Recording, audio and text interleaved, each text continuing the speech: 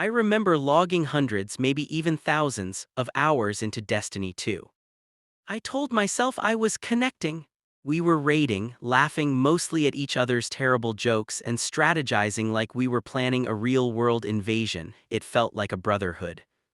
But despite the epic victories and the shared memes, a deep, gnawing loneliness always lingered. Every time I ripped off the headset, the sudden silence of the room would hit me like a physical punch to the gut. Does anyone else feel that? Did you know that some insane percentage, like nearly 70% of male gamers report feeling isolated even when they're knee-deep in an online firefight with their bros? This is what I call the Digital Brotherhood Paradox. Gaming promises a lifeline, a place to belong, a community where you're finally seen. But for way too many of us, that same lifeline is quietly, insidiously severing our connections to the actual, tangible world. Today, we're unmasking the uncomfortable truth, the difference between digital camaraderie and real, actual, meaningful friendship. We're going to dig into why online worlds offer such a tempting refuge, but so often leave us feeling even more alone when the damn screen finally goes dark. Let's be real though, the digital world is just easy. In Destiny or Apex or whatever your poison is, the barrier to entry is practically zero. You've got a shared objective: kill the boss, capture the flag, get that sweet, sweet loot. You don't have to lay your soul bare. You don't have to talk about your crippling student debt, your dead-end job, or the fact that you haven't been on a real date since, well, you get the picture. You just have to shoot the damn aliens. And with the rise of VR social spaces, this whole thing gets even more twisted.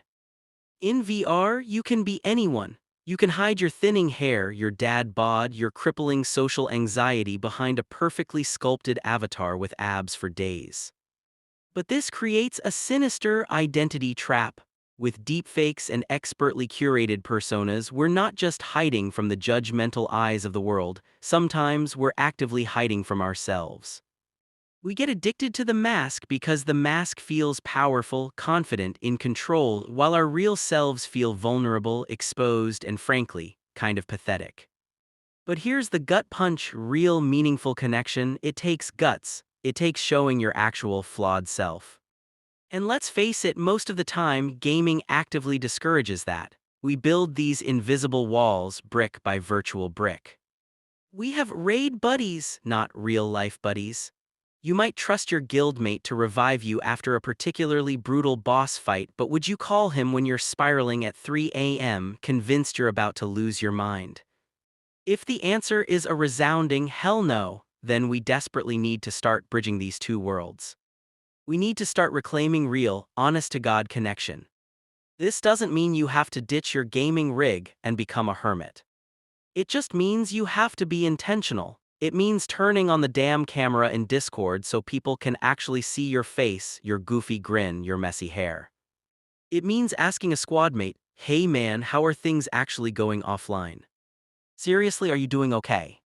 It means realizing, deep down, that an avatar can high-five you after a victory, but it can't sit with you in the dark when you're grieving the loss of someone you love. So, are you truly connected, or are you just connected to a server? It's time to start building bridges, not just badass avatars. If this struck a chord with you, drop a comment below. Does your gaming group really know the real you, the messy, imperfect you?